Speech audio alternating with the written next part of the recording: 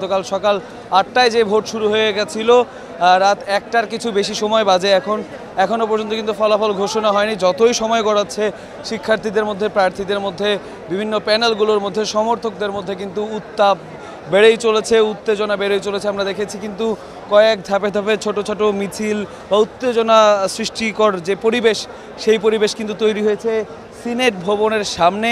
এবং সিনেট ভবনের যে অডিটোরিয়াম, সেই অডিটোরিয়ামেও কিন্তু আমরা দেখছি বিভিন্ন প্রার্থীর নাম নিয়ে স্লোগান দিতেও আমরা দেখেছি। এবং শিক্ষার্থীরা কিন্তু আসলে এই জায়গাটার মধ্যে চলাচল করছেন, যাচ্ছেন এবং আসছেন এবং বিভিন্ন ধরনের স্লোগানও দিচ্ছেন। মাঝে মধ্যে বিশৃঙ্খলা শুরু হচ্ছে না, এরকম একটা উত্তেজনাকর বা ভীতিকর একটা পরিবেশ, স্তব্ধ একটা পরিবেশ যেটা ছিল সেটা কিন্তু আস্তে আস্তে উত্তপ্ত হয়ে উঠছে আমরা যেটা দেখতে পাচ্ছি। এবং রাত ১টার বেশি বাজে, এখনও উপস্থিতি একটু দেখাতে চাই যে এই ডাকসু নির্বাচনের ফলাফল জানার যে আগ্রহ শিক্ষার্থীদের মধ্যে সেটা কতটা। আমরা যতটুকু খবর পেয়েছি যে ডাকসুর যে কেন্দ্রীয় ফলাফল যেটা ডাকসুর, সেটা কিন্তু আসলে ঘোষণা করা হবে এই সিনেট ভবন থেকে। আর হল সংসদ নির্বাচনের যে ফলাফল রয়েছে সেই ফলাফলগুলো কিন্তু যেই কেন্দ্রে ভোট হয়েছে সেই কেন্দ্রের থেকে কিন্তু আসলে প্রকাশ করা হবে। এছাড়া আমরা যেটা শুনেছি যে ঢাকা বিশ্ববিদ্যালয় ক্লাবের যে কেন্দ্র, ভোট কেন্দ্র, সেই কেন্দ্র থেকে ছাত্রদল সমর্থিত যে প্যানেল, সেই প্যানেলের পোলিং এজেন্ট তারা কিন্তু বেরিয়ে এসেছেন।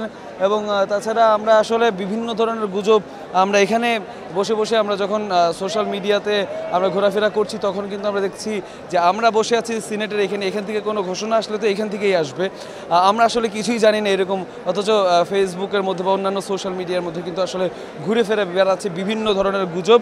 সেই সমস্ত গুজবে আসলে দৃষ্টি না দিয়ে আসলে আসল ফলাফল ঘোষণা করলে তো অবশ্যই বাংলাদেশের মিডিয়া যারা আছে তারা সর্বদা সোচ্চার রয়েছে। অনেক মিডিয়াগুলো রয়েছে আমাদের সাথে, সকালে শুরু করেছি এখনও পর্যন্ত চলছেই।